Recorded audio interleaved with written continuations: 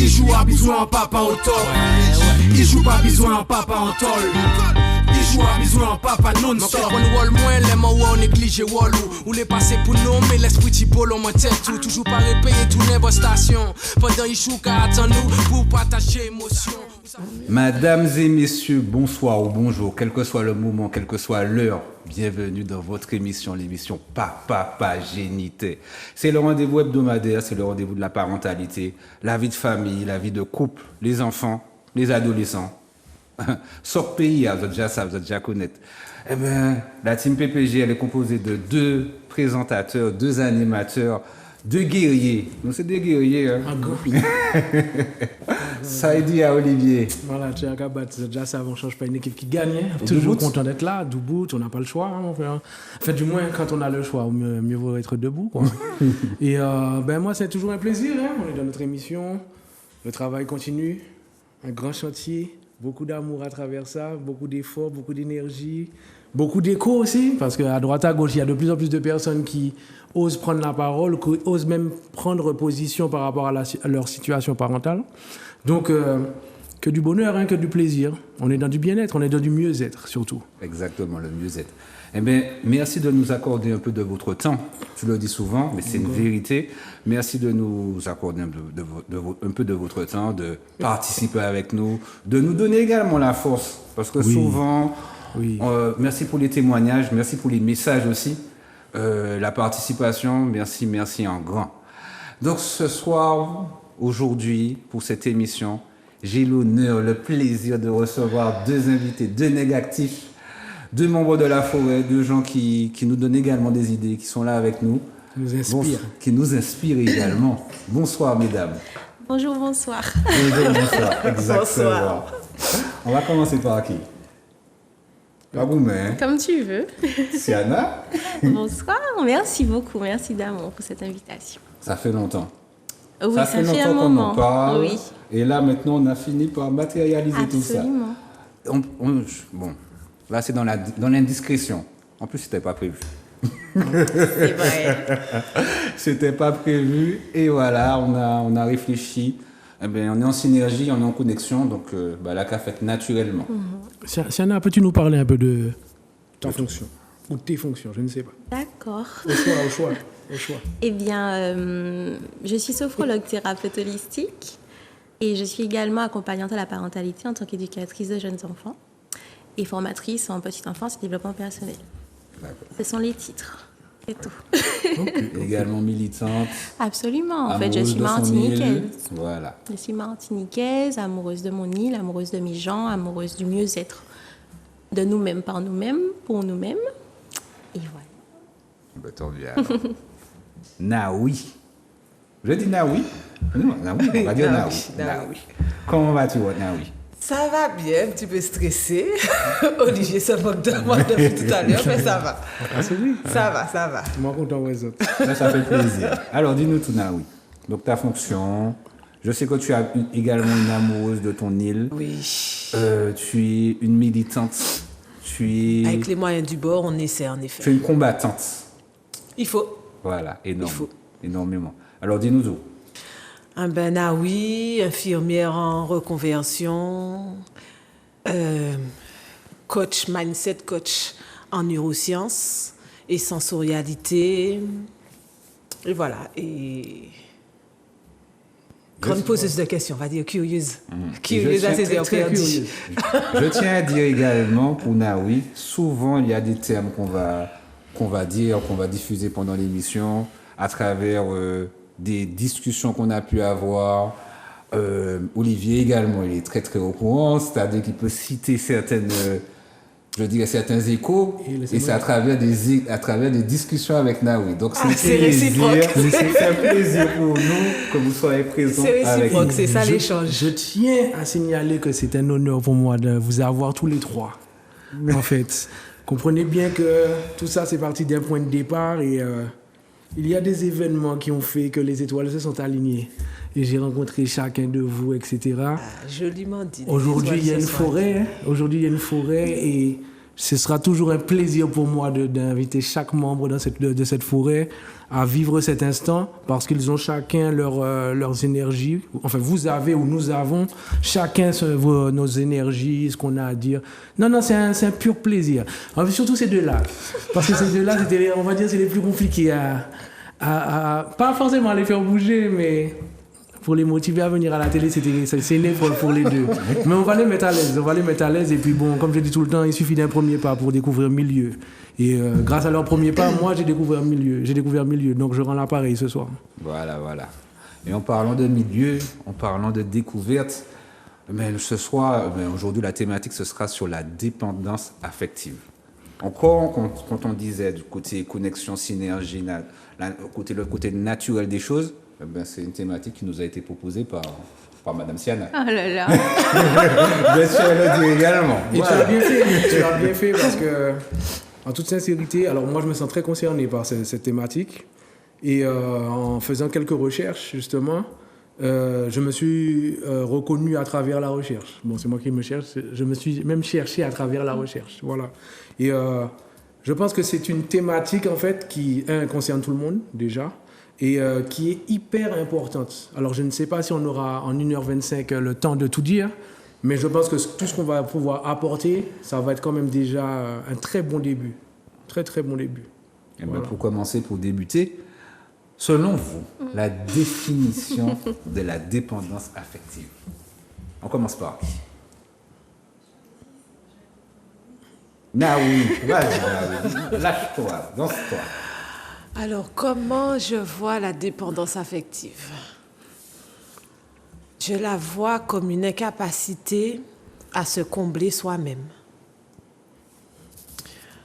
En termes d'image, quand il m'arrive d'en parler, je prends l'exemple de 2 bouteilles, et 2 bouteilles qui représentent chacune un être, et la relation, c'est remplir la bouteille de l'autre, en fait.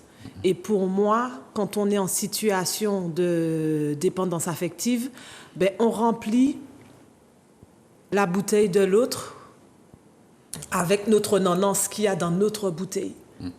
Au lieu de remplir notre bouteille, une fois remplie, de produire d'autres liquides pour faire l'échange avec l'autre. De manière imagée, c'est comme ça que je perçois et que je comprends la dépendance affective. À travers ce que tu viens de dire là, j'ai bien compris, effectivement.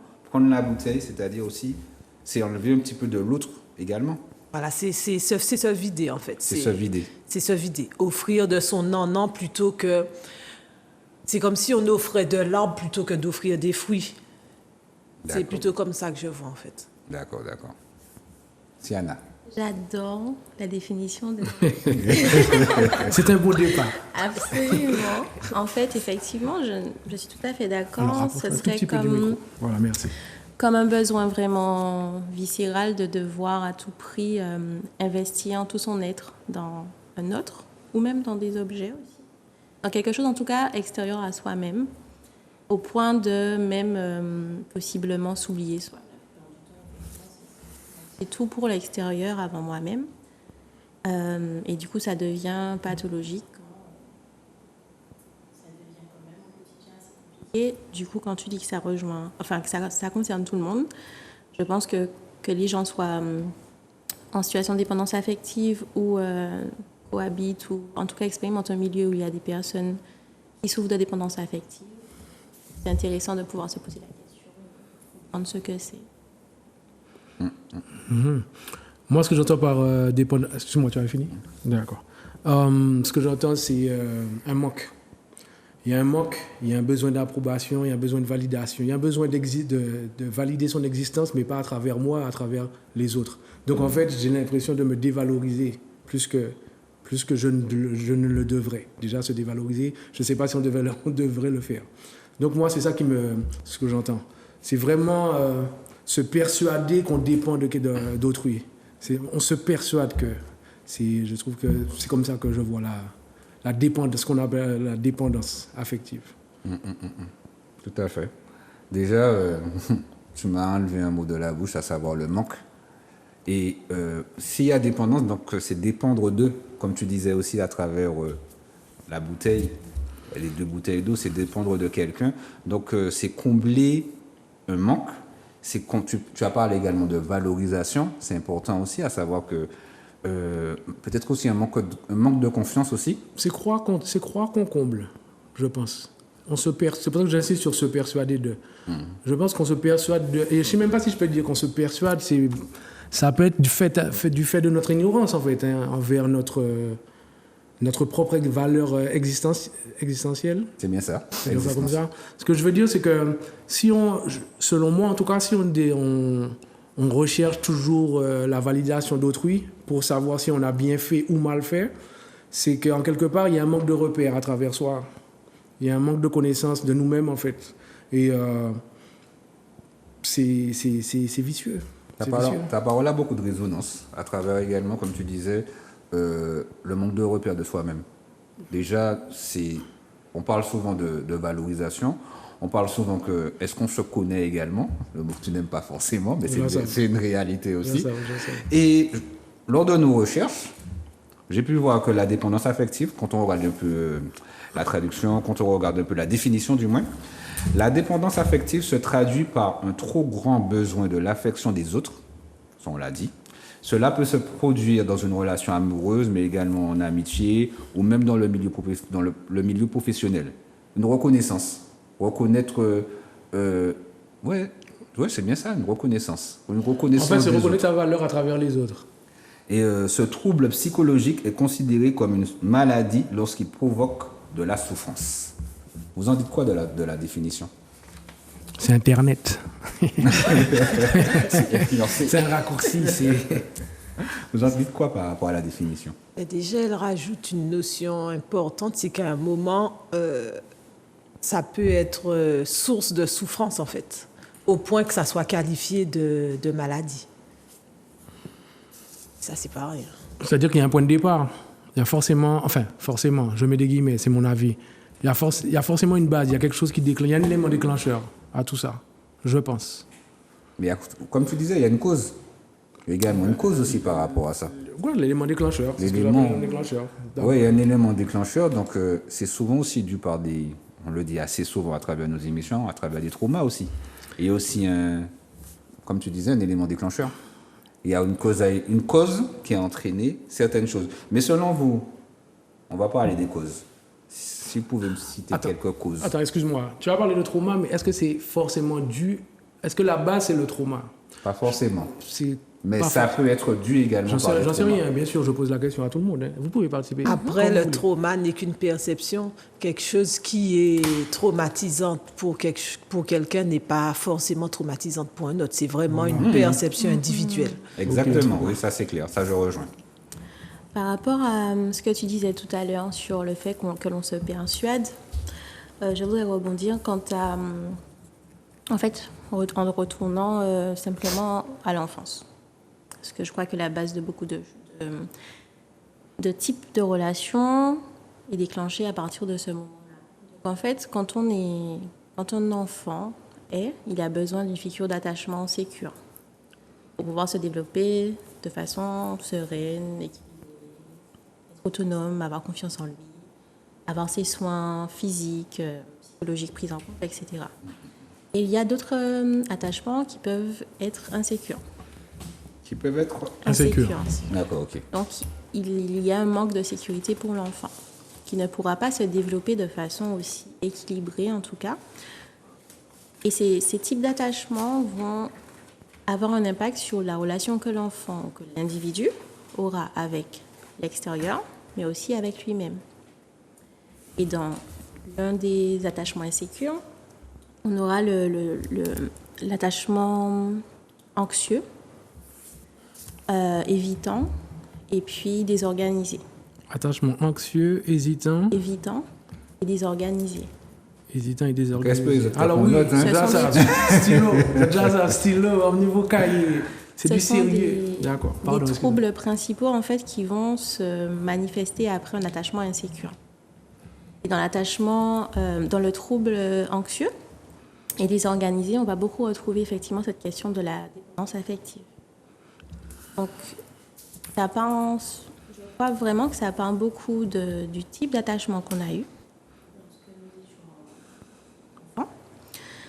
des blessures qu'on a pu avoir. Et je trouve que ce que Naoui a dit est super important quant à la perception. Parce qu'effectivement, il y a forcément des enfants qui ont vécu des événements traumatiques. Des choses qui sont visibles, qui sont perceptibles. Et puis, il y a d'autres blessures qui seront plutôt perçues selon l'individu. Un parent va élever ses deux enfants de la même façon et ils n'auront peut-être pas du tout le même ressenti. Ils ne vont pas du coup développer les mêmes types de blessures. On est tous faits de blessures, pas que. Et effectivement, de là va découler, selon l'attachement, selon les blessures, des types d'attachement, des types de fonctionnement. Dans le fonctionnement anxieux. Ça peut être conscient, mais également inconscient. C'est très souvent, la plupart du temps, totalement inconscient. Voilà. Parlez C'est-à-dire que... D'accord. S'il te plaît. Oui. Mais qui dit attachement dit détachement. Ce que je veux dire, c'est que quand on parle d'attachement, est-ce qu'on doit forcément la lier à du détachement? Parce qu'en fait, nos parents disaient que tout le monde a son nanan, son propre nanan. Est-ce que, selon vous, le détachement... Enfin, moi, ce que je veux dire, c'est que si je prends un adulte, il va t'éduquer à sa façon. Un adulte, c'est un grand enfant. Alors, je ne sais même pas s'il faut le définir en mode fatalité. Est-ce qu'un adulte, c'est forcément un grand enfant? Ça dépend. À un moment, est-ce qu'on se détache réellement de notre enfance? Non, je crois qu'en tout cas, moi, je nous vois plutôt comme des poupées russes. Donc, on est liés. Comme la petite, par exemple, la petite Naoui de 8 ans, elle est toujours là. Avec ses nœuds, avec ses traumas, elle est toujours là. Elle s'adapte à son environnement. Exact. Voilà. Donc, ce qui veut dire qu'en fait, on reçoit ce que nos parents nous transmettent et selon aussi ce qu'ils comprennent ou qu'ils n'ont pas compris. Enfin, ce qu'ils n'ont pas compris, ils ne vont pas nous le transmettre. Mais ce que je veux dire, à travers ce qu'ils ont compris, ça ne veut pas dire que tout est compris, en fait. Donc, c'est pour ça que je parle de détachement. Parce qu'un parent peut être distant avec son enfant. Non pas parce qu'il le veut forcément. C'est juste que parce que dans sa vie, il y a peut-être des éléments qui ont fait que la limite s'arrête là, en fait. Et il n'y a pas de connexion à proprement parler. Est-ce que ce parent-là, on doit tout lui reprocher? Je ne pense pas. Vu que on doit chercher justement à quoi il a été dépendant ou à quoi il n'a pas été dépendant. Je ne sais pas si vous comprenez ce que je veux dire. Cette dépendance, ça peut être dû également aux besoins, tu parlais du parent, mais également à la vision du parent aussi. Pas forcément. Je n'ai pas compris la question. Quand je te parle c'est-à-dire que il y a cette dépendance affective, il y a la perception du parent, il y a ce besoin. Mais quand je te parle du besoin du parent, c'est-à-dire que le parent, il a ses idées préconçues de la vie, et ensuite, il souhaiterait que l'enfant puisse suivre sa manière de voir, et en voyant sa manière de voir, peut-être que ça peut également perdre l'enfant. Ah, oui, en fait, on est des individus distincts. Donc, en fait, on n'est pas forcément liés. Oui, tu peux m'apprendre des choses, mais ça ne veut pas dire que je vais faire exactement ou penser exactement comme ne pas reproduire forcément, donc automatiquement, ça peut perdre également l'enfant aussi. Alors, quand tu dis perdre l'enfant, tu parles de mal orienté? Oui. Oui, tout est possible. Tout est possible. Après, le point de départ de toute perception, et de toute chose d'ailleurs, même des pas qu'on pose, c'est nos croyances derrière. Au niveau de la dépendance affective, est-ce que la croyance qu'il y a en dessous pourrait être le fait de ne pas être en capacité de se combler soi-même? Ça, c'est la base, je dirais aussi. Parce que s'il y a une dépendance, c'est qu'il y a aussi... on parlait de blessure, mais c'est qu'il y a il y a également un manque par rapport à nous-mêmes. Il y a une recherche qui n'a peut-être pas été faite jusqu'au bout. Parce qu'une recherche qu'on va rechercher quelque chose de l'autre pour pouvoir combler ce manque en soi. Parce qu'on se pense incapable de le faire. Donc à partir de là, qu'est-ce que dans nos premières années, qu'est-ce qu'il a pu faire? Donc c'est plutôt à toi que je pose la question sur les attachements insécures dont tu parlais. Qu'est-ce qui, dans ces attachements insécures, peut amener l'enfant à croire en le fait qu'il est incapable de se combler. Est-ce que l'enfant pense à ça? Ah, vas-y. C'est inconscient. Les croyances sont Ouais, c'est ça, c'est inconscient, comme je le disais. inconscientes. Mais si tu te, en tout cas dans ma compréhension, si tu es dans le manque de quelque chose que tu es censé remplir toi-même, tu vas le chercher chez l'autre. Chez l'autre, c'est que tu te penses en incapacité. Tu te crois en incapacité de pouvoir te combler. En fait, à un moment crucial, c'est ces premières années d'enfance, on est dépendant de notre figure d'attachement. Et ce moment est vraiment important pour pouvoir après se détacher, pour être en mesure de se détacher. Et si cette période d'attachement a été totalement insécurisante, l'enfant n'a pas pu développer tout ce dont il a besoin pour avoir cette confiance en lui. En fait, ce dont il avait besoin, il n'y a pas eu de réponse, d'écho en fait en face. Donc, ça a créé une carence. Et c'est cette carence affective-là, du coup, qu'il va essayer de combler par la suite en étant adulte, sauf que du coup, il ne peut pas le combler comme quand il était enfant. C'est pas possible. Donc là, l'idée, c'est de pouvoir trouver de nouvelles stratégies, parce qu'on ne pourra pas prendre soin de lui. L'enfant était dépendant, de toute façon. Ça, c'est naturel. C'était son état d'enfant. Exactement. Et ces croyances-là ne sont pas forcément infondées. C'est qu'à un moment donné, il y a eu un manque de sécurité. Les enfants ont besoin de pouvoir savoir qu'ils peuvent avoir confiance en cet adulte-là. Mais le fait aussi, pour ne pas tomber dans l'autre extrême, d'être dans une hyper-indépendance pendant très longtemps avec son parent, ça n'est pas non plus rendre service à l'enfant. Parce que ça va créer aussi... Ça ne lui donne pas les armes. Donc Exactement. il n'apprend pas s'il y a toujours le parent qui... avant même qu'il n'apprenne à combler, comble à sa place. De ce fait, ben c'est comme si notre parent marchait, nous portait tout le temps. Si notre parent nous porte tout le temps, il ne nous met jamais au sol, bon, on mettra plus de temps à marcher, c'est ça. En fonction du stade de développement de l'enfant. Il y a vraiment une période où cette dépendance, elle est de fait, il faut en prendre soin, il faut la valoriser. Et puis au fur et à mesure, au fil des étapes de développement de l'enfant, il est tout à fait naturel de laisser... valoriser ses capacités. À lui, en tant qu'être humain voilà, propre okay. et personne propre, séparée de son parent. Parce que si tout fonctionne sans cesse entre l'enfant et le parent comme quelque chose qui est incassable, la dépendance sera toujours là. Donc, entre l'extrême qui est ne pas répondre aux besoins de l'enfant et l'autre extrême qui est de toujours être dans une espèce de fusion constante, c'est pas non plus répondre à son besoin, en fait. Il faut arrêter de couver, alors. Il faut arrêter de couver les enfants. Non, je suis pas d'accord. Il faut contrecarrer l'autonomie. Je pense que c'est ça. Contrecarrer l'autonomie. Lui laisser faire ses armes. En fait, quand un enfant tombe, il peut se relever tout seul. Mais imagine que tu le relèves tout le temps. Il va se dire que quand je tombe, il y a forcément quelqu'un qui va venir me chercher. Imagine que personne ne vienne le relever. Ils peuvent vivre ça mal, en fait. Dire, mais comment ça, personne ne me relève? Je suis à terre. Donc l'enfant va crier, etc. Parce qu'en fait, il l'appelle... Limite, il fait un appel à son habitude. Tu comprends ce que je veux te dire?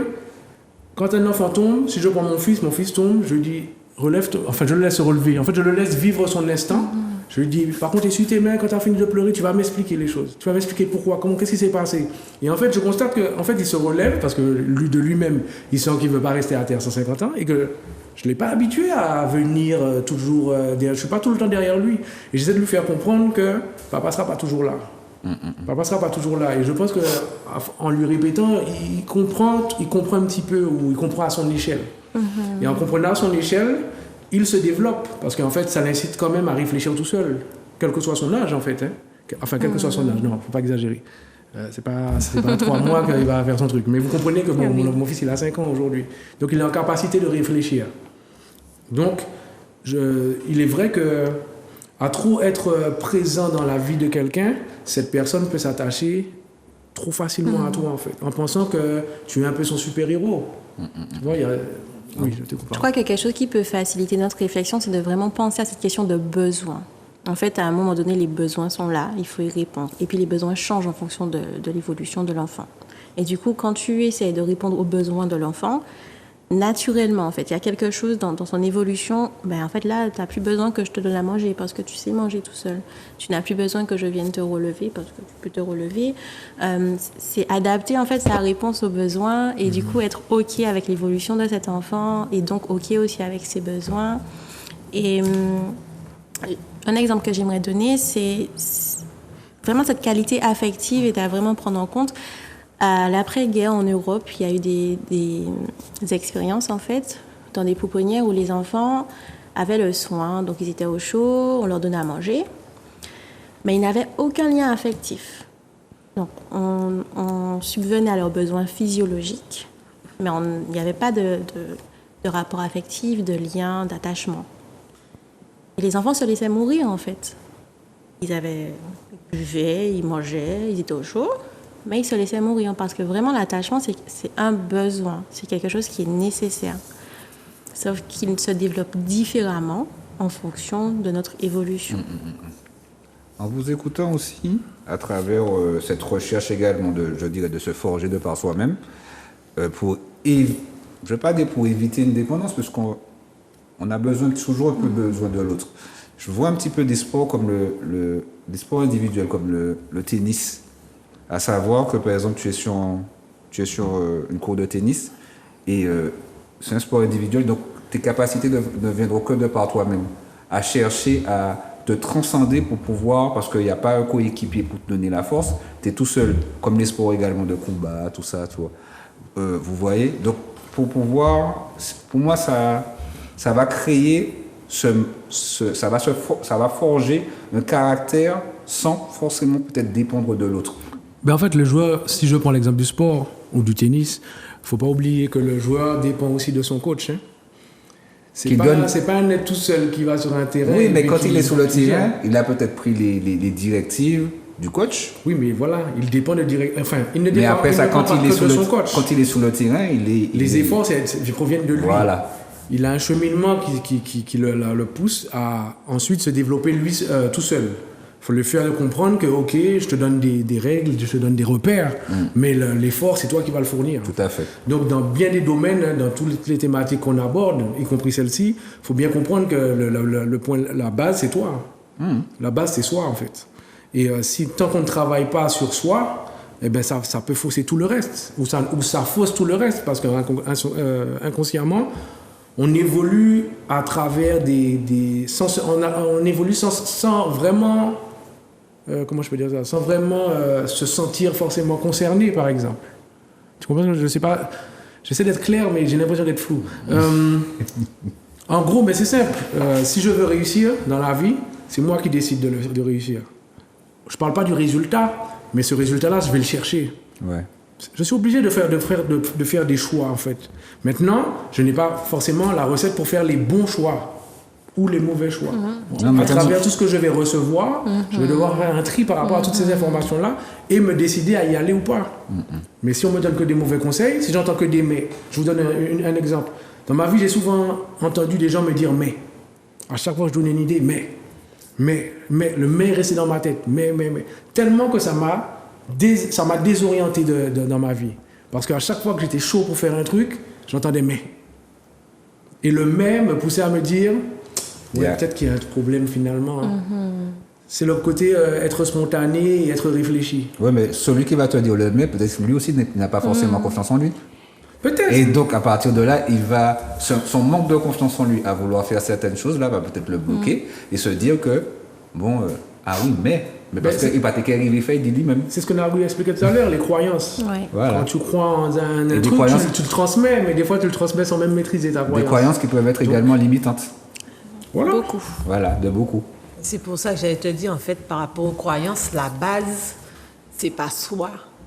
Parce que là, en tout cas, c'est ma manière de voir les choses. Là, on parle de dépendance affective, donc de choses qui se construisent dans l'enfance.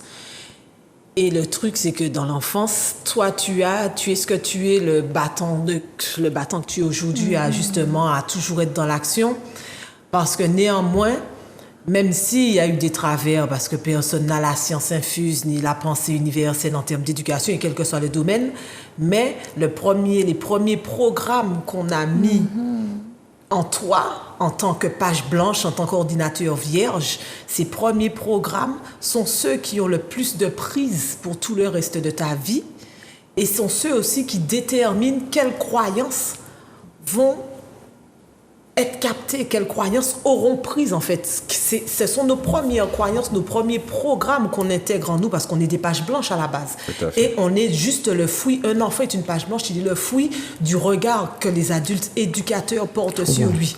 Donc oui, quand aujourd'hui on est quelqu'un qui est battant, qui ne se laisse pas faire et autres, c'est vrai qu'on a envie de dire que la base c'est nous, mais en vrai la base c'est pas nous parce que c'est une chance de quelle que soit la manière dont le programme a été entré, mais c'est une chance d'avoir eu ce programme-là. Il y a des enfants qui, dès le départ, comme page blanche, cette page blanche n'est pas regardée comme quelque chose en capacité de faire. Ouais, je Et à comprends. partir du moment où tu n'es pas regardé comme quelque chose en capacité de faire, comment, en étant plus grand, tu veux te penser comme quelqu'un étant en capacité de faire. Donc, je pense plus que c'est un cercle plutôt que quelque chose qui a une base et un truc comme ça, parce que ce qu'on est aujourd'hui, si on est forêt, si telle croyance, peut-être, je sais pas, qu'à 20 ans, il y a une croyance que tu as intégrée, ou qu'on va prendre, moi, je vais me prendre comme exemple, il y a une croyance que j'ai intégrée à 20 ans. Si j'ai pu l'intégrer, c'est parce qu'il y avait des croyances en dessous qui ont permis qu'elle soit limite en tout stimulante, c'est qu'il y a des croyances en dessous qui ont permis à celle qui est arrivée à mes 20 ans de s'accrocher et d'être intégrée comme croyance. Donc, c'est jamais nous. C'est toujours le regard qu'on a posé sur nous, en fait. Moi, j'ai 2 petites nièces. Elles ont 4 ans et 2 ans. C'est peut-être bête, peut-être qu'autour, les gens trouvent que j'en fais trop et autres. Mais à chaque fois que je les vois, j'ai toujours ce même rituel. C'est « je vous aime ». Est-ce que tu sais que Tati t'aime? Est-ce que tu aimes Tati? Est-ce que tu sais que tu es belle? Est-ce que tu sais que tu es forte? Est-ce que tu sais que tu es intelligente? C'est important. Pourquoi? Parce qu'en fait, quand j'étais au lycée, une petite anecdote, quand j'étais au lycée, alors je vais essayer de me rappeler de ne pas citer le nom, il y avait une fille dans ma classe, ma première et une seconde, que je ne trouvais pas jolie. Elle n'était pas dans mes goûts et elle n'était pas dans les goûts, on va dire, communs. Mais cette fille avait une assurance de ouf. Mais une assurance de ouf. Et sa mère lui avait donné le nom d'une fleur. Et elle me disait tout le temps, oui, je suis jolie, je m'appelle telle. Ma mère m'a appelée comme ça parce que je suis une fleur, je suis aussi jolie qu'une fleur. Et je voyais qu'en fait, elle ressentait ce qu'elle disait. Et je me suis dit, tu vois ça, mon frère, même si, quand j'ai un enfant, même si à la sortie, même moi, en tant que mère, avec tout l'amour que je lui porte, je me dis, OK, il n'est pas dans le descriptif beauté de la société, mon frère, tout ce qu'il va entendre, c'est tu es magnifique, tu es beau. De la tu es valorisation. magnifique, tu es beau, exact, parce que la fille, je vous assure, elle ne s'auto-persuadait pas qu'elle était magnifique. Elle savait qu'elle était magnifique. Et c'est là l'important, c'est le poids d'une croyance, en fait. Le poids d'une croyance. J'ai- La j'ai- base. Je vois différemment de la page blanche. Je verrais plutôt comme plein de mots dans tous les sens et que les adultes référents sont en train d'enlever certains mots. Mais du coup, tout le reste, je trouve que c'est vachement... J'ai pas bien compris, Siana. Par rapport à la page blanche, Oui. je ne crois pas trop à la page blanche, que l'enfant est une page blanche. On va venir mettre des programmes, mais effectivement, qu'on va venir enlever des possibilités qui sont déjà là, en fait. Donc, Ah, pour d'accord, toi, c'est-à-dire que pour c'est toi, il y a déjà déjà. en Ok, d'accord. Oui, Pardon, mais... non, excuse-moi. Et c'est notre rôle de venir développer tout ça, c'est-à-dire de venir prendre soin puisque cette âme qui s'est incarnée dans un corps d'un enfant, elle n'a pas elle n'a pas nos peurs d'adultes, quoi. Ce dont elle a besoin, c'est de savoir qu'on va répondre à ses besoins, la valoriser, lui faire du bien, l'accueillir, avoir un Je te regard. rejoins. Si on prend cette notion d'âme, oui, bien sûr qu'on n'est pas... Oui, qu'on n'est pas des pages blanches. Non, je te rejoins, c'est toi. mais je suis vachement d'accord avec chaque point que tu abordes. On a vraiment besoin de cette relation, on est des êtres sociaux de toute façon. À travers tous vos propos, je vois aussi beaucoup de déconstruction par rapport à certaines idées préconçues aussi. Mais rentrer dans l'âge adulte, d'ailleurs, l'adolescence, c'est beaucoup ça. C'est qu'à un moment donné, on se rend bien compte qu'on a notre propre personnalité et puis qu'on a eu beaucoup de choses pour nous faire du bien, mais c'est bon, la flemme, laissez-moi tranquille, je suis un être humain à part entière. Et en fait, il y a vraiment quelque chose qui se passe entre l'enfance et l'âge adulte, et puis plus tard encore, parce que je peux réfléchir par moi-même, décider pour moi-même, me déconstruire au fur et à mesure, en fonction de là où j'en suis. Mais pareil, on n'a pas tous le même bagage, on n'a pas tous les mêmes possibilités de déconstruction. Et donc, on ne se réalise pas forcément on a une dépendance affective ou tel autre souci de relation. Ce qui est important, c'est de conscientiser pour pouvoir en prendre soin par la suite. Mais absolument. Il y a la petite poupée russe, elle est là. On ne pourra pas enlever les petites poupées. Bien sûr, c'est possible, mais ce serait bien de ne pas enlever les petites poupées. Mais il y a une évolution et prendre soin de chaque étape est importante. C'est pourquoi beaucoup de personnes qui sont dans la dépendance affective sont beaucoup dans l'infantilisation. Parce qu'elles sont restées dans ce stade d'enfant qui a vraiment besoin qu'on s'occupe d'elle, qu'on la regarde, qu'on prenne soin d'elle, qu'on lui donne son aval, qu'on lui donne l'autorisation d'exister, en fait. La validation. C'est ça. Et l'évolution, j'ai envie de dire aussi, c'est pas forcément, il peut avoir une évolution, mais qui n'est pas forcément dans une phase de progression aussi. Tu parles d'une régression ? Pas forcément régression, mais est-ce que des fois, il peut avoir une évolution, mais qui n'est pas forcément valorisant aussi. C'est-à-dire en prenant des choses qui nous portent en préjudice, on peut évoluer, mais pas forcément dans le bien. Oui, bon, après le bien, tout ça... Quand je parle du bien, du mal, voilà. Un petit peu, là, quand tu dis bien, c'est pas forcément pour soi. Dans le progrès pour la personne, dans une amélioration. Dans une progression de la personne, voilà, plus ça. On va revenir sur les causes, parce que je crois que... Attendez, non, moi je suis chaud. J'ai écouté, mais attendez. Non, je réfléchis. Non, mais tout se suit, tout est lié. En fait, à travers la dépendance affective, je vais me prendre comme exemple. Ça va être clair, net. Voici mon cheminement, parce que ça m'a fait réfléchir, ce truc-là, et en fait, c'est simple. J'étais petit, j'avais mes parents. Mes parents m'ont éduqué à leur sauce, d'accord, et selon leur vision. Nous sommes bien d'accord? Quand je dis leur vision, ça veut dire de chacun. OK? J'avais un meilleur ami à cette époque qui était plus studieux que moi. D'accord? Moi, j'ai souvent été comparé à ce jeune homme. Parce que il était plus studieux, moi j'étais plus ciré, on n'avait pas le même caractère, etc. En me rappelant souvent que mes parents, inconsciemment ou consciemment, voulaient absolument que je me rapproche de lui plus que d'autres, parce qu'ils estimaient que c'était la bonne voie, il représentait la bonne lumière, si je peux dire ça comme ça. Je ne lui reproche pas son intelligence parce que c'était enrichissant. Mais on parle du côté sécure des parents où on essaie de penser au mieux pour nos enfants. Donc je ne peux pas reprocher ça à mes parents, d'accord? Mais le fait d'être comparé m'a atteint. Parce qu'en me comparant, en me rappelant toujours Thomas, etc., enfin il s'appelait Thomas, en me rappelant toujours la présence de Thomas, on me rappelait en quelque part que je n'étais pas encore arrivé au niveau de Thomas. Et que si tu veux, limite, si je veux être bien, il faut être comme Thomas. Donc ça veut dire que déjà, moi, je ne suis pas bien. Jugement de valeur, c'est ça. C'est-à-dire qu'on jugeait sur du moins, tu te sentais jugé sur ta valeur. Et nos différences, les différences qu'il y a entre Thomas, en tout cas les différences qui étaient perceptibles assez rapidement. Okay. Parce que moi-même, je voyais il aimait lire, tout ça. Moi, j'étais dans mon football, tu vois. Et il avait toujours des bouquins, il parlait, il y avait un vocabulaire déjà un peu plus développé que le mien, ou du moins des pensées qui allaient moins limitées que les miennes, en tout cas, à cet instant précis. Ça m'a marqué. Ensuite, j'ai évolué. On arrive à l'école, où à l'école, tu dois te faire des amis, etc. Enfin, non, j'avais déjà des amis, pardon, mais à l'école, c'est déjà un autre monde. Un monde où tu dois prouver. C'est une petite société. Voilà, c'est une mini-société, exactement. Tu dois prouver, tu dois faire tes preuves. Il y a des notes à avoir, ton comportement est jugé, tes attitudes sont jugées, etc. Y compris par le monde professionnel, c'est-à-dire les profs, y compris par tes amis. Pourquoi nous sommes amis? Déjà. En société, comme tu disais. Étant donné que j'étais déjà touché par la comparaison avec mon meilleur ami, arrivant dans un groupe plus large, je cherchais à intéresser tout le monde. Et je voulais me détacher de mon meilleur ami dans le sens où je cherchais des repères à travers les autres, vu qu'on m'a toujours indirectement montré que je ne suis pas Thomas. Donc j'essayais de m'attacher, d'intéresser les autres. Et je faisais le clown. En fait, pendant des années, j'ai fait le clown. Parce que je n'arrivais pas à comprendre qui j'étais. Parce qu'on me comparait souvent. Ensuite, je suis arrivé dans un club sportif, football. Même chose, esprit d'équipe. Faut rentrer un petit peu dans les papiers du coach. Tu vois, il faut montrer tes talents, etc. Donc dans ta vie, tu es toujours à l'épreuve. Tu es toujours dans un sentiment de devoir prouver aux autres que tu sais faire ou qui tu es, etc. Mais je gardais toujours en tête Thomas.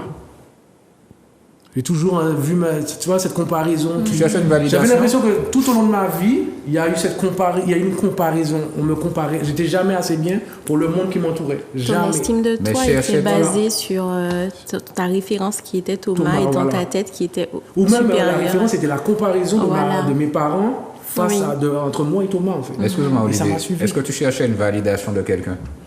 Oui, c'est ce que je t'explique, mon frère. C'est qu'à travers cette première étape de comparaison, cette première comparaison dans ma vie, ça a cheminé pendant longtemps dans ma tête. Donc j'ai grandi à travers ce besoin de, je laisse la parole, ce besoin de prouver à quelqu'un.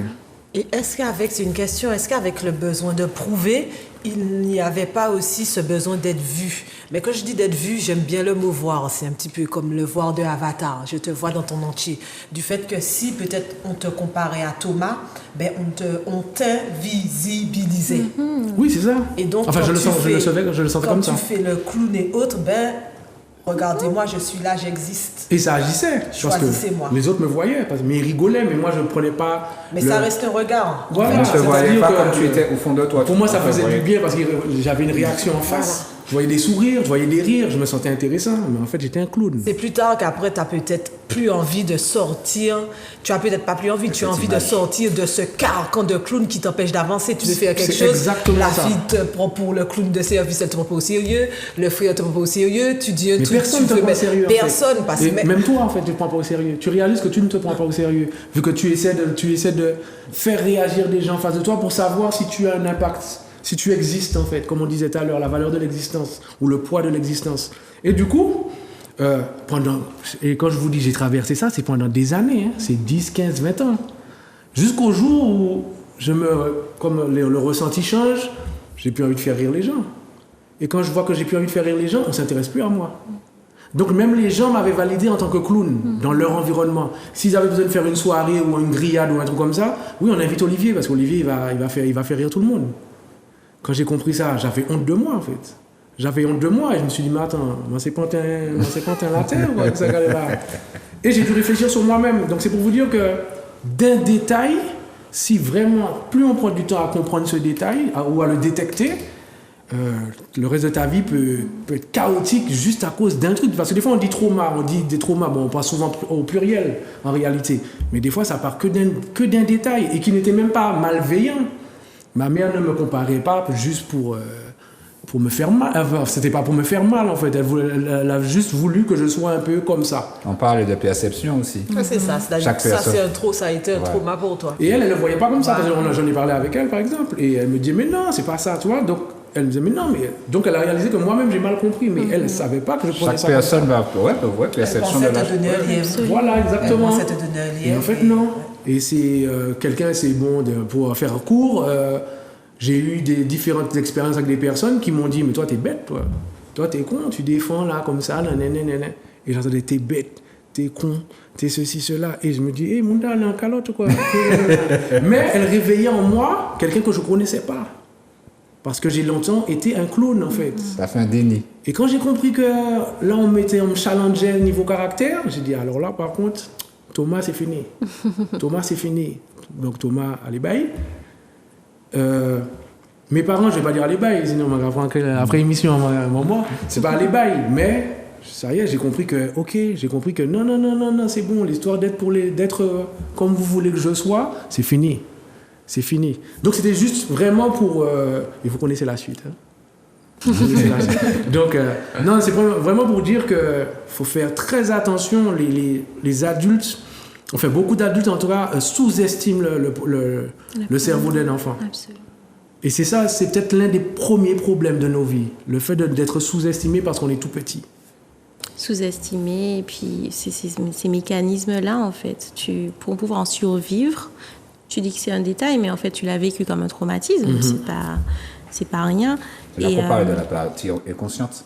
Comment? C'est là qu'on parlait de la partie inconsciente. Absolument. Tout à l'heure. Et puis, il y avait aussi une partie consciente, parce qu'il te par dit rapport bien à lui, que... tout à fait, voilà. Et c'est vraiment important de le prendre comme ça. Et le but n'est pas de culpabiliser les parents, parce qu'on fait tous des choses dont on n'est pas conscient, on ne réalise pas, tes parents voulaient vraiment faire les choses de façon positive pour toi, mais c'est aussi valider qu'on a ressenti ça, même si ça a l'air d'un détail pour les autres, mais c'était vachement important. Tu as mis en place des mécanismes pour pouvoir survivre dans l'environnement dans lequel tu étais. Du coup, pour moi, ça résonne avec ce que tu disais par rapport à... Est-ce que c'est possible qu'on puisse évoluer, mais pas de façon très positive pour soi-même? Effectivement, à un moment donné, on va développer des mécanismes pour survivre dans la situation.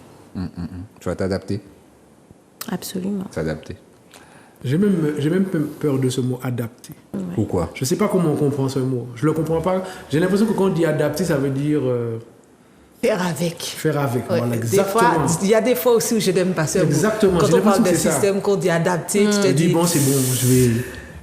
Le but n'est pas de s'adapter en réalité, Le mieux, c'est d'être soi. Tu D'être crées tes soi-même. affaires, en fait. Oui, Tu oui, crées tes tout à affaires. fait. Oui, c'est vrai. Tu prends le choix de... Tu Mais il prends, s'est tu fais le adapté. tri, quoi. Tu t'adaptes, mais effectivement, le but, c'est d'être soi-même. Voilà. Et ce n'est pas... Parce que s'adapter, c'est un petit peu faire un rôle, jouer un rôle.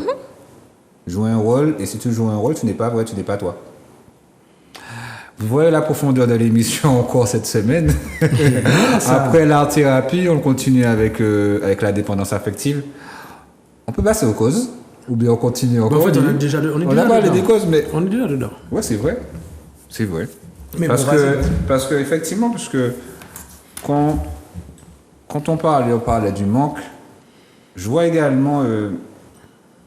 je perds mon fil, mais je vais revenir, voilà. Les addictions.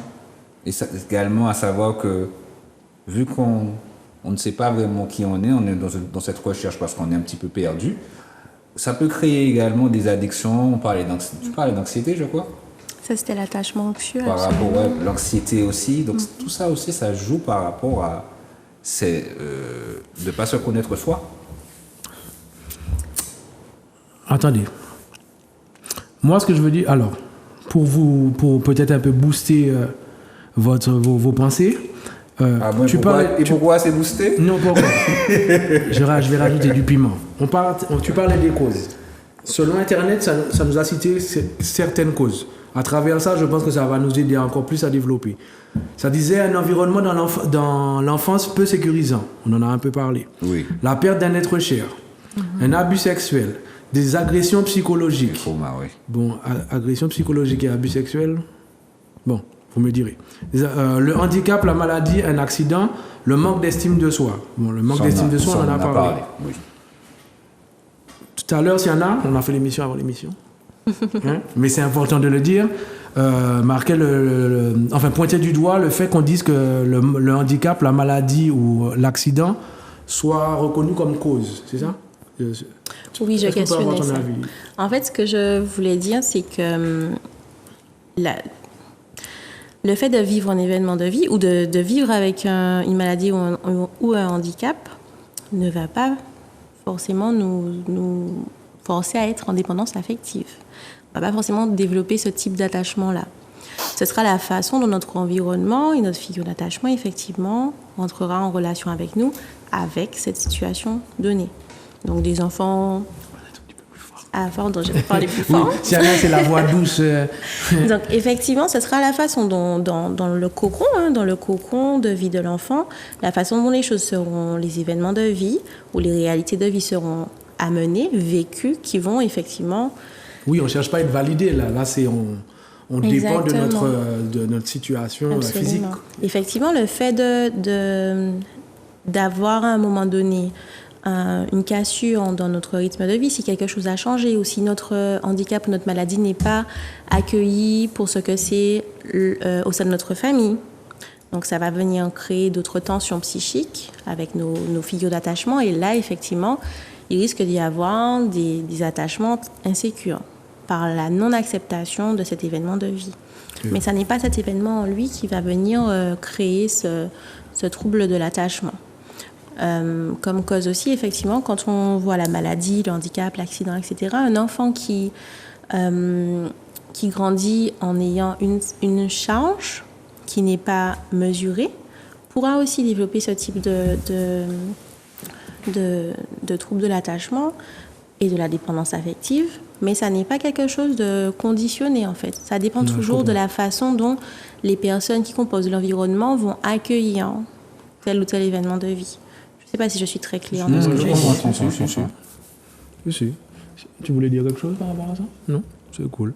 Donc oui, moi je suis assez d'accord. Avec elle. Oui, je suis assez d'accord, effectivement. Comme je disais, enfin, oui, si tu fais un accident, bon, tu sais pas que tu es en train de réclamer t'es pas en train de réclamer de l'attention. C'est juste que effectivement, les gens vont t'en apporter déjà. Enfin, certaines personnes en tout cas vont t'en apporter, comme ils pourront déjà en plus. Et tu fais avec. C'est pas quelque chose que tu réclames. Je comprends cette notion de cause. Quand vous entendez des agressions psychologiques, ça vous dit quoi? Qu'est-ce que ça vous inspire? Agression psychologique? Ouais. Alors, déjà, le simple fait d'ignorer un être humain, pour moi, c'est une agression psychologique. Ignorer un être humain, ok. Un enfant, un être humain. ouais. D'accord, ok. Ouais. Un enfant qui a besoin d'un regard, comme Naou disait tout à l'heure, c'est vachement important. Très, très tôt, les enfants suivent du regard, en fait. Donc, ils ont besoin de ça. Et il y a plein d'expériences qui prouvent que les enfants qui n'ont pas eu d'attention, ils n'ont pas de goût pour l'extérieur, en fait. Ils seront moins dans la découverte, dans le jeu. Ils vont juste être là. Alors que si vous stimulez l'enfant par le regard, les sourires, les mots, pas forcément les mots, mais en tout cas le simple fait d'être là auprès de lui, de créer du lien, l'enfant il a goût à la vie, il a goût à chercher des expériences. Donc pour moi, déjà l'ignorance, c'est une grande agression psychologique. C'est nier sa valeur, en fait. Absolument. C'est l'enfant, quand il est petit, c'est l'importance qu'il sait qu'il a, c'est l'importance qu'on lui donne. La force qu'il sait qu'il a, c'est la force. C'est en fait, l'enfant... Voilà, l'enfant, il lit, il est... À part cette notion d'âme qui est beaucoup plus profonde, mais l'enfant... Si on le voit beau, il va se savoir beau. Si on le voit intelligent, il va se savoir intelligent. Si on le voit fort, il va se savoir fort. Donc si on le nie, il va nier ce qu'il est. Il ne va se donner aucune valeur. Donc oui, je rejoins Siana, l'ignorance. Ça a son point. L'ignorance, c'est une violence psychologique. Nier l'existence de quelqu'un, tu n'existes pas. Donc comment, quand tu grandis, tu nourris les interactions avec ton environnement et les interactions avec soi-même. C'est-à-dire que je suis en face de l'autre, mais je n'existe pas. Donc, si je veux exister, il faut que je fasse plus que ce que je suis. Je ne suis pas suffisant, en fait. Si je veux que l'autre me voie, vu que je n'existe pas, il faut que je sois toujours dans l'excès. Si je veux qu'on me donne... Si je veux donc recevoir, il faut automatiquement que je donne. Olivier disait ça comme exemple à travers, entre parenthèses, quand tu faisais des bêtises. Oui, je faisais le clown, en fait. Voilà. Oui, c'était pour attirer l'attention. C'est ça. Voilà. Et en général, en dépendance affective, on est souvent dans le don de soi. Mais c'est ça, tu vois, on est dans le don de soi parce qu'on est je ne dis pas que la personne n'est pas généreuse, mais on est dans le don de soi. On pense que c'est sa nature d'être dans le don de soi, d'être une mère Teresa, d'être particulièrement gentille. Mais au final, quand on creuse, on est dans le don, oui, mais pour recevoir. Dans le besoin, comme elle disait tout à l'heure. Qu'est-ce qu'on entend? Excuse-moi, par exemple. Juste celle-ci. Ah ouais, l'ignorance et tout. Ah oui, agression psychologique. C'était quoi la question? Quand vous entendez agression psychologique, on a parlé de l'ignorance. De nier sa valeur. Je crois qu'à chaque fois, c'est quelque chose qui te dévalue. Je pense que, en tout cas, moi, ce que j'entends d'agression psychologique, c'est la même chose, comme disait Siana, c'est l'ignorance, mais c'est tout ce qui te dévalue. Tout ce qui nie tes capacités, tout ce qui nie ta valeur, tout ce qui nie ton unicité, ton authenticité, tout ce qui nie ce que tu es, en fait. L'humiliation aussi. Bien sûr. L'humiliation également, à savoir que souvent, on n'est pas... comme on parle de valorisation, peut-être aussi c'est le petit côté antillais, c'est dommage, mais bon, c'est par rapport aussi à notre éducation. On va voler en l'air, Sonito.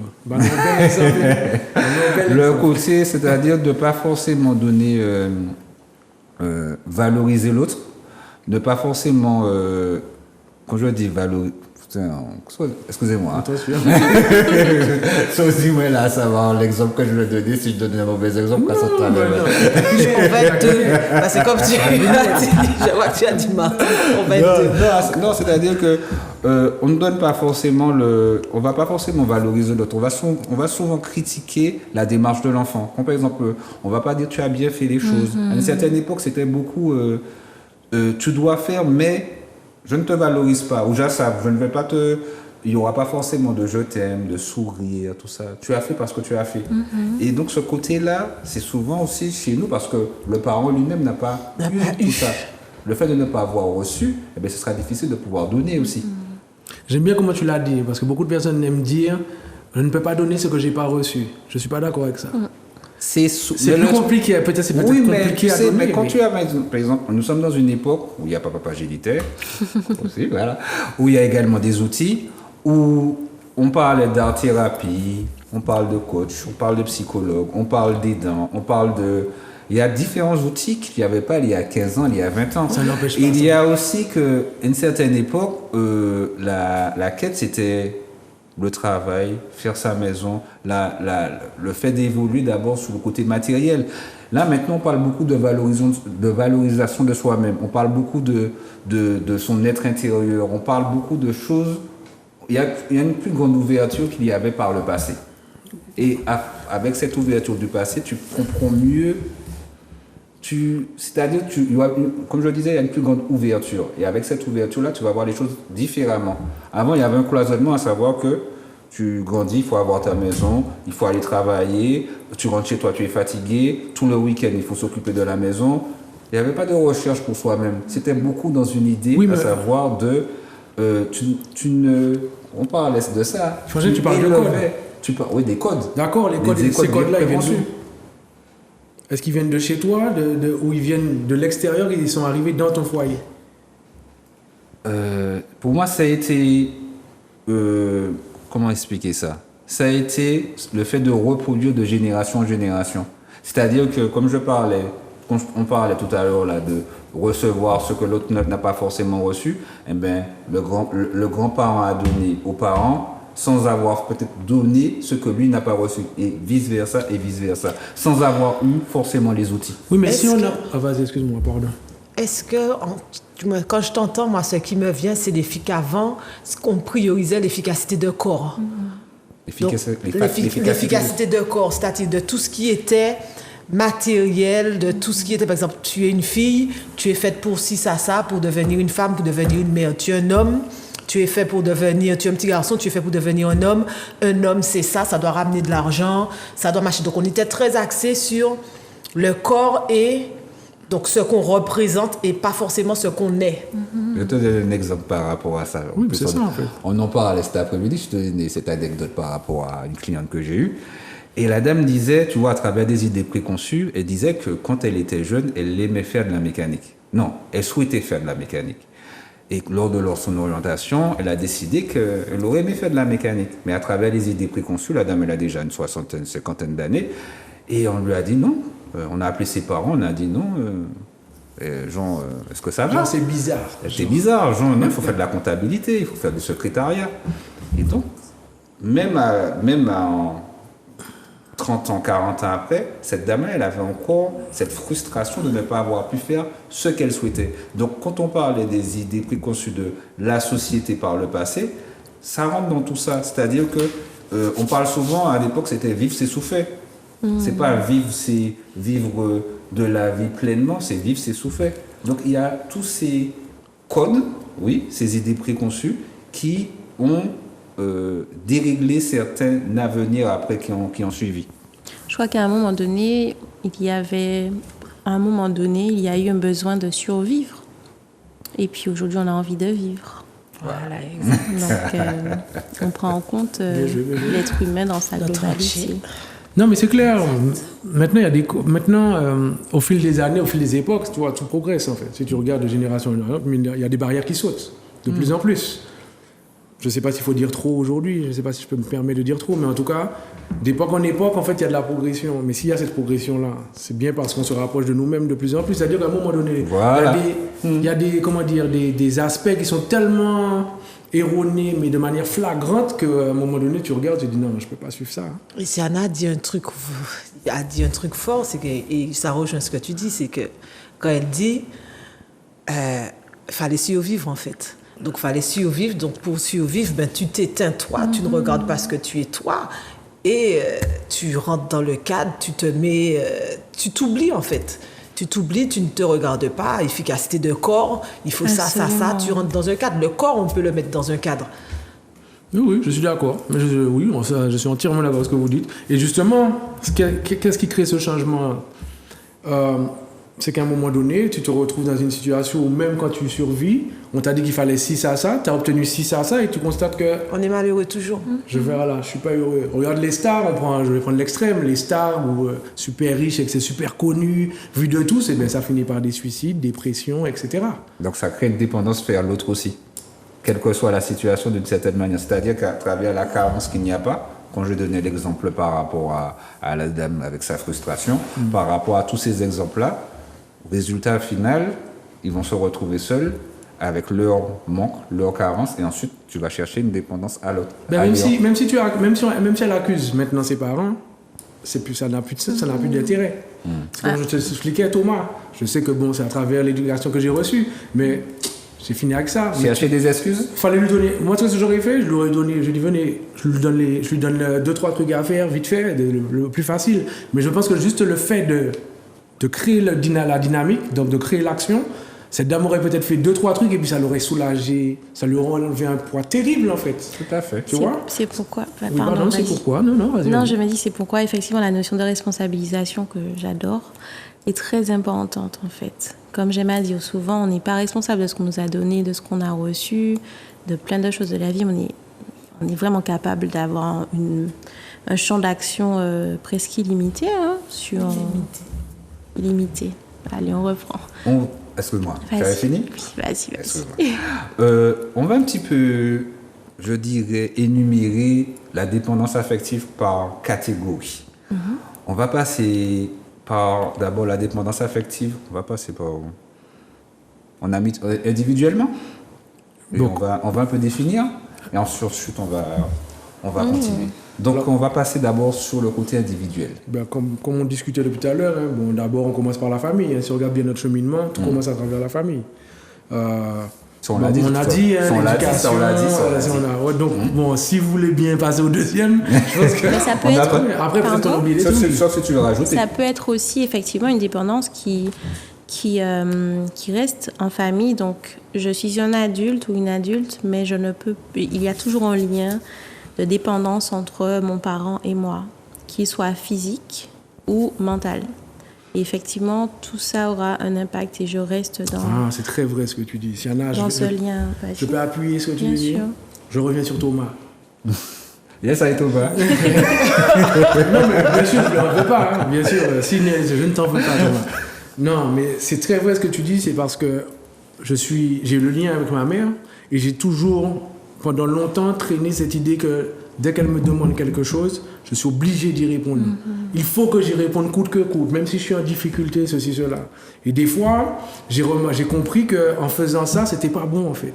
Parce que j'étais toujours blessé, j'étais toujours en conflit avec moi-même. Parce que des fois, je ne pouvais pas y aller. Des fois, j'avais pas envie, j'étais fatigué, etc. Et je le faisais, donc je faisais des choses à contre-cœur. Et dans ma tête, j'allais forcément blesser ma mère. Et en habituant ma mère à être toujours présente, je ne l'aidais pas non plus. Parce qu'il y a des choses qu'elle pouvait faire toute seule. Je ne dis pas, maman, je ne dis pas que tu ne sais pas faire les choses toute seule. Ce n'est pas ce que je veux dire. Mais ça a créé une sorte de... Une boucle.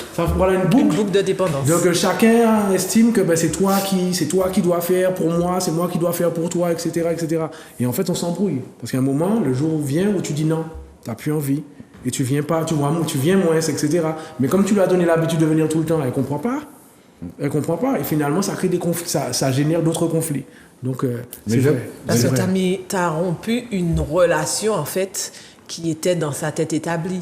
Exact. C'était un consensus, même non dit. Je donne pour recevoir, parce que j'ai mon manque. Et toi, tu me donnes, et voilà, et vice-versa. Et en fait, la boucle s'est créée, et toi, tu as rompu la boucle. Oui. Tu as fait le choix de rompre la boucle, mais elle, si tu veux, elle n'était pas C'était pas son choix. Elle. Voilà, donc elle n'était pas prête. Mais maintenant, ma mère me dit toujours, quel que soit ton âge, t'es mon gosse. Quel que soit ton âge, t'es mon enfant. C'est à vie être parent, tu vois. Et ça, je sais que malgré nos conflits, tout ça, ben voilà, si j'ai faim, j'ai même pas besoin de dire que j'ai faim. Quelle maman, c'est celle côté. Et c'est remarquable, en fait. C'est remarquable. Mais je pense que la plupart des enfants, ils ont connu un Thomas. Ils ont connu un Thomas, à savoir peut-être un grand frère, un grand cousin, un exemple, à savoir que Pouchoubaga fait contact, con un tel. Et puis c'est pas forcément chaque esprit, chaque personne peut voir sa manière, chaque personne a sa conception et sa perception des choses, et être comparé systématiquement à l'autre, ça peut perdre l'autre aussi. Le danger de rêver l'enfant en fait, plutôt que de le laisser être, rêver l'enfant. Absolument. Et ça, même si on est un bon parent, c'est quelque chose qui nous pend au nez à tous parce qu'on veut le mieux pour notre enfant, mais le mieux avec nos perceptions, alors que le mieux pour l'enfant, c'est juste d'être lui-même. Mais souvent, en tant qu'adulte, et je pense que tous, moi, je vois ma mère, des trucs qu'elle nous pareil, elle m'a comparé, mais c'était pour mon mieux, c'était sa perception du mieux. Nous mettre en concurrence, j'ai l'impression, c'est de nous mettre en concurrence. Non, pas voulu, c'est te donner un lièvre. Te donner un lièvre, te donner un exemple. Par exemple, moi, j'étais très... Je pense que si j'avais pas eu ce côté-là, j'aurais été, en tout cas, comme je vois dans ma tête, peut-être des créatrices, artistes, ce qu'on voit un petit peu. Donc, je me fais l'image avec les images que j'ai de films ou d'amis qui, sont un petit peu désordonnés, un petit peu, tout est fouillis, mais c'est leur fouillis reconnaissable. Moi, je pense que j'étais partie pour être ça. Et ma sœur, à contrario, elle a toujours été droite, un petit peu rêveuse certes, mais elle ne faisait pas de gaffe. Jamais elle dépassait, elle était sage, faisait pas de bruit, l'enfant parfaite. Et j'ai beaucoup eu alors j'en ai pas souffert. Je trouve même que ça m'a apporté, ça m'a peut-être empêché d'accéder à certaines choses, mais ça m'a apporté parce que ça m'a mis dans un cadre. Je suis un petit peu plus ordonnée, beaucoup plus organisée. Et moi, j'ai accepté qu'il me manquait ça. C'est plutôt que j'ai intégré la croyance de mes parents. On va pas dire que voilà, je ne sais pas, avec des si on refait le monde. Mais en tout cas, j'ai accepté en tant qu'enfant qu'il m'a manqué ça. Pour te faire progresser. Mais dans le sens de ma mère, c'était ça, parce que j'étais désordonnée, j'étais étourdie. Elle me disait toujours, mais Karen, heureusement que t'étais accrochée à tes épaules. Sinon, tu l'aurais laissé chez les gens. Il n'y avait pas moyen que j'aille chez quelqu'un.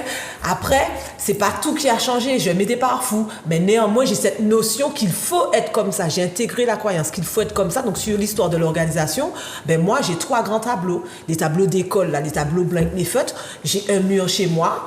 Tout le mur est rempli de tableaux. C'est mes post-it géants.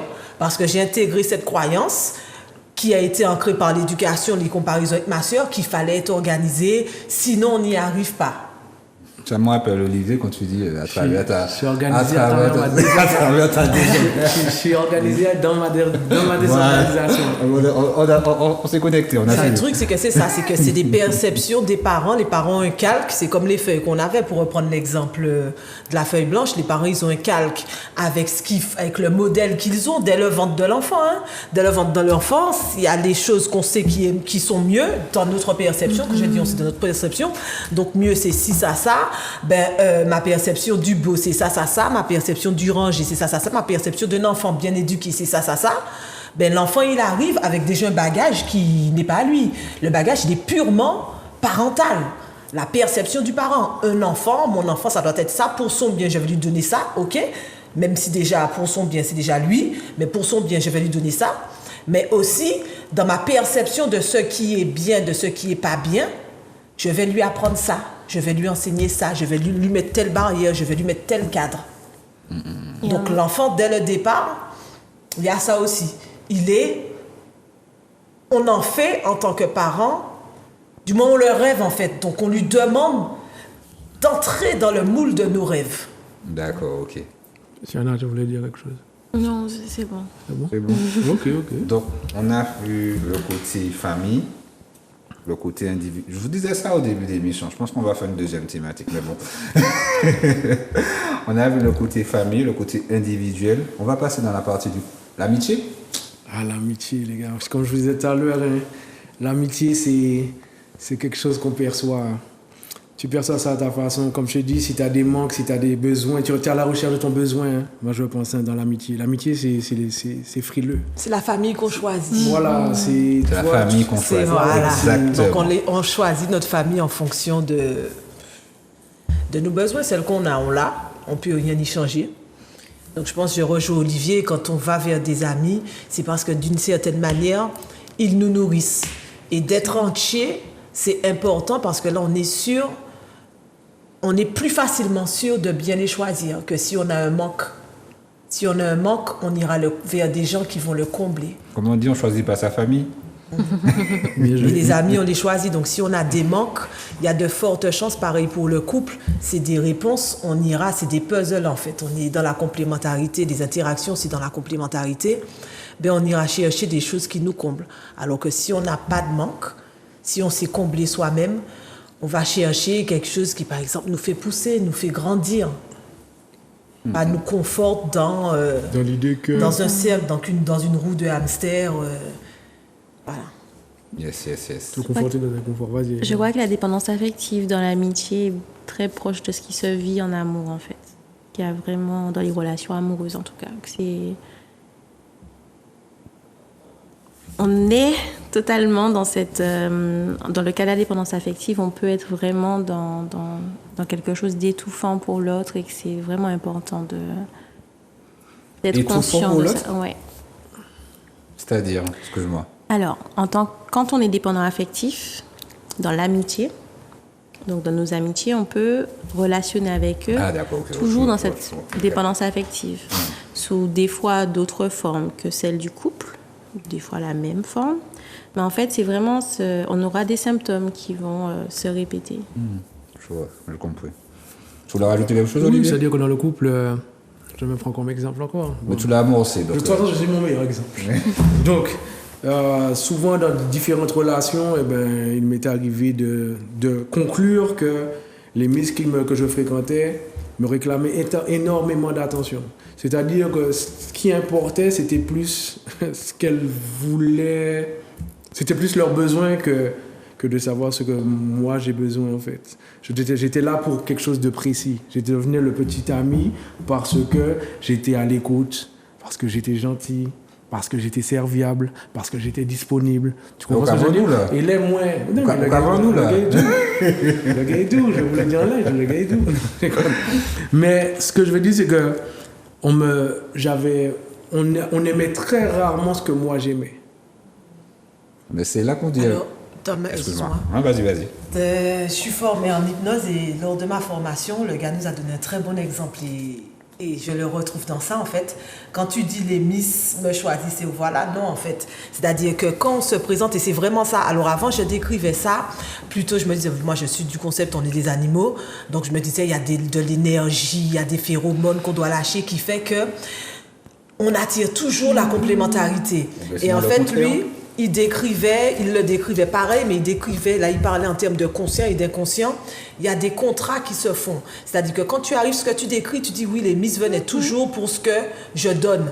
Mais n'oublie pas que tu étais dans un objectif, si on peut dire objectif, de donner pour recevoir. Ouais, donc c'est même pas elles qui viennent vers toi parce que tu donnes. En fait, tu as fait un contrat. Absolument. Tu as dit, écoute, regarde, tiens, je suis un frère, moi je donne.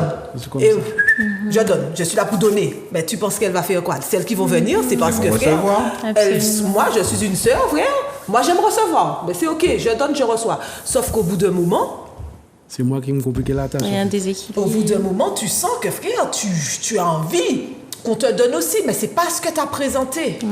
C'est pas du tout. Tu es venu avec ta carte de je suis un donneur, frère, je donne. Donc les filles qui viennent, je suis une receveuse. Donc après, ben oui, tu as envie qu'on te donne aussi, mais c'est pas ce que tu as présenté, c'était pas le deal. Je comprends pas. Excuse-moi, C'est pas Siana.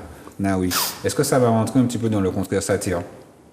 Pas forcément? Pas forcément. Moi, je vois vraiment la vie comme une complémentarité.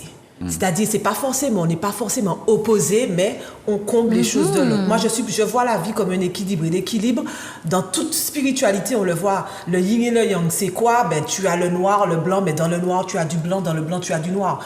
C'est ma croyance. C'est une de mes croyances ressources, que tout est équilibre, tout est complémentarité. En fait, Moi, je vois les choses comme ça, c'est-à-dire que la différence crée la diversité crée la complémentarité crée la force. Moi, c'est ma boucle vertueuse. C'est ma boucle vertueuse et quand il y a conformisme, ce que cette société entraîne, quand il y a conformisme, il n'y a pas de croissance. Donc je ne crois pas en les opposés satires, je crois juste en une espèce de complémentarité, recherche de complémentarité. Une convergence. On a déjà fait une belle transition par rapport. En fait, dans les relations, pardon Jonathan, Vas-y, continue. dans les relations, je crois aussi qu'il y a vraiment comme un miroir. De toute façon, dans tout type de relation, s'il y a quelque chose qui se passe, c'est que tu résonnes en moi, je résonne en toi, il y a quelque chose qui se passe. Et parfois, ce seront nos blessures qui vont résonner. Et donc, on va trouver notre compte, chacun, à un moment donné, jusqu'à ce que l'un du groupe ou du couple décide que c'est bon, c'est terminé et ça devienne un peu trop long à surmonter. Vous avez raison. Moi, je suis d'accord avec vous. Et il y a si je peux me permettre, Mais tu es la boussole. il y a un psychologue, un psychothérapeute qui a donné un petit code dans les relations de dépendance affective. Donc, que les deux personnes soient en dépendance affective ou que ça soit l'une et l'autre a des fois un petit syndrome de héros, voilà. Et en fait, c'était le moment des PCR, donc je suis navrée de mettre ça sur la table. Mais c'est un petit moyen mémotechnique. Plainte, conseil, reproche. PC, plainte, alors Voilà. plainte, conseil, reproche. Le même technique est sympa. plainte, conseil, En fait, Pour moi, inférieur, c'est sympa. reproche, PCR. voilà. PC, plein de conseils reproches. La personne en demande, la personne en dépendance affective, aura tendance à se plaindre, que ça soit verbalement ou par son attitude.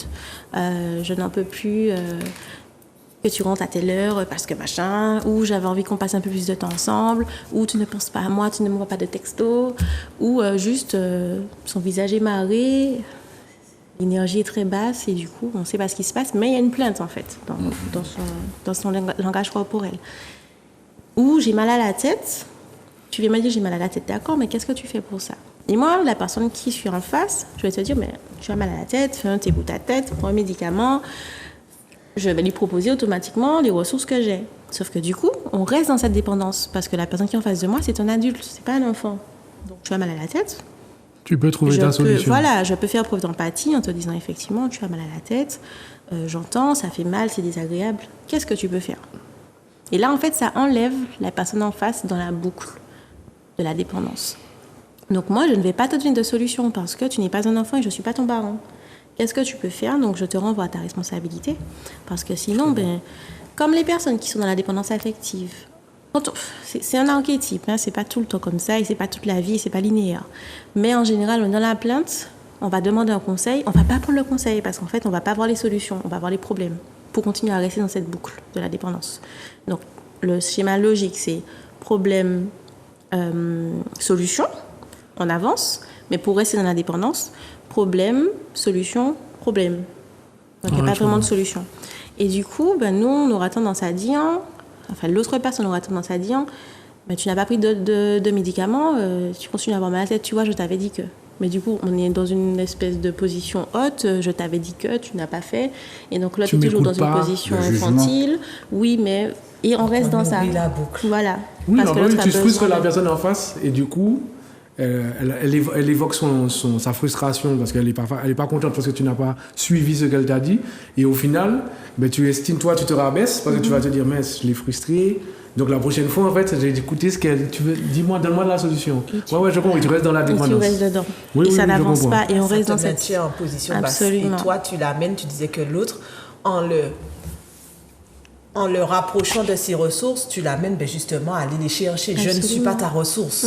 Je ne suis pas ta ressource. Tu es as les ressources responsable, toi, en voilà. fait. Tu es responsable. Je ne suis pas responsable de ton état émotionnel, de ton bien-être. Je n'en suis pas responsable. On n'est pas ensemble pour que je puisse te donner du bonheur. C'est pas du tout ça. Et c'est pour ça que je dis que l'amitié, c'est sensible parce qu'en fait, des fois, beaucoup de personnes ont des amis parce qu'on entend forcément le discours qu'on veut entendre. On estime que toi, t'es mon frère parce que tu dis exactement la même chose que moi. Mais des fois, quand on te piège, je dis, mais c'est pourtant la même personne qui parlait comme moi, en fait. Donc, cette perception de l'amitié où il faut entendre les mêmes mots, il faut avoir les mêmes attitudes, etc., n'est pas forcément le bon chemin. Comme Léa qui a passé. Ah ouais, je sais même pas. Léa qui a passé. Ben sérieux? Ah, chaud. On a parlé de l'amitié, mais on a un peu parlé également du couple, de l'aspect du couple. Et j'ai envie de parler également de la société. Avant qu'on arrête, avant que... Ah, il est déjà machin. Ah ouais, chaud. Hein, on va parler de la société. Je n'avais pas vu, effectivement. Et ça commence déjà à clignoter. Donc on va... Ah ben c'est la prochaine. Ben ouais. C'est la prochaine. Ben, en tout cas... On n'a pas vu les signaux, nous. Non, oui, non, c'est la petite lumière verte. Non, mais ce qu'on va faire, Effectivement. on en a parlé, je vous avais déjà dit ça. Il y aura une donc, seconde thématique. on va parler, parce que là on a beaucoup parlé des causes. Hein. On a beaucoup parlé des causes. Il y a beaucoup de choses à dire en fait. Beaucoup de choses à dire par rapport à ça. Vos impressions, mesdames. Pour terminer l'émission. Merci pour cette invitation, je suis très contente. C'est C'était notre beaucoup remerciement. moins stressant que j'imaginais. Et avec plaisir, je reviendrai. Ah, très bien. Ah oui, dis-moi tout. Diesel. Bon, moi, pareil pour moi, mais Olivier savait. Hein? Stressé au départ. Vraiment stressé au départ. Je ne pensais pas que j'aurais spécialement eu ma place là sur le sujet.